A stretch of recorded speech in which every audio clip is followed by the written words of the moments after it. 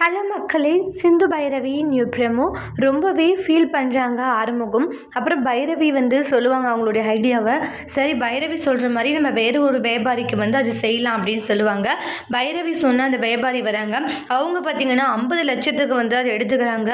என்ன சொல்கிறீங்க, 50 லட்சமா? ஆமாம், 50 லட்சத்துக்கு இந்த வாழைத்தாரை எடுத்துக்கணும். ரொம்ப தரமாகவும் இருக்குது, ரொம்ப சுவையாகவும் இருக்குது. அதனால் இவ்வளோ ரேட்டுக்கு தான் எங்களுடைய ஊரில் கொடுப்பாங்க அப்படின்னு சொல்லிட்டு அந்த ரேட்டுக்கு எடுத்துக்கிறாங்க. ஆறுமுகத்துக்கு ஒரே சந்தோஷம். பைரவிக்கு ரொம்ப நன்றி சொல்கிறாங்க. நீ மட்டும் இல்லையே நடந்திருக்காதுன்னு சொல்லிட்டு ரொம்ப ஹாப்பியாகிறாங்க. வீட்டுக்குள்ளே ரொம்ப சண்டை போட்டுக்கிட்டு இருக்காங்க. சிந்து கிட்ட சிவா எதுக்காக இப்படி பண்ணிட்டு இருக்கு டாக்டர், அவங்க பண்ணிட்டு இருக்கிறது கொஞ்சமாச்சும் நியாயமாக இருக்கா? அவங்க பண்ணது ரொம்பவே தப்பு டாக்டர்ன்றாங்க.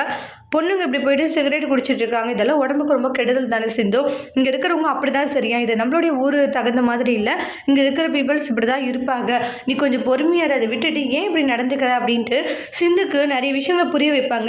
இங்கே இருக்கிற ஆளுங்க இப்படி தான் ட்ரெஸ்ஸிங் சென்ஸ் இருக்கும், எல்லாமே இப்படி தான் இருக்கும், நீ அதெல்லாம் எதிர்பார்க்கக்கூடாது, அவங்கள மாற்றணும்னு நினைக்கவும் கூடாது அப்படின்ட்டு எவ்வளவோ சொல்கிறாங்க. அந்த சிந்து ரொம்பவே கடுப்பாக அவங்கள எனக்கு சுத்தமாக பிடிக்கல, எனக்கு கோபமாக வருது, அவங்க நடந்துக்கிறது சரியில்லை, பொண்ணுங்க இப்படி பண்ணுறது சரியில்லை அப்படின்ட்டு சிந்து கோவப்பட்டு ஆர்குமெண்ட் பண்ணுறாங்க. சிவா எல்லா விஷயத்தையும் சொல்லி புரிய வைக்கிறாங்க. அதோட இந்த ப்ரெமோவை முடிச்சிருக்காங்க. தேங்க்யூ.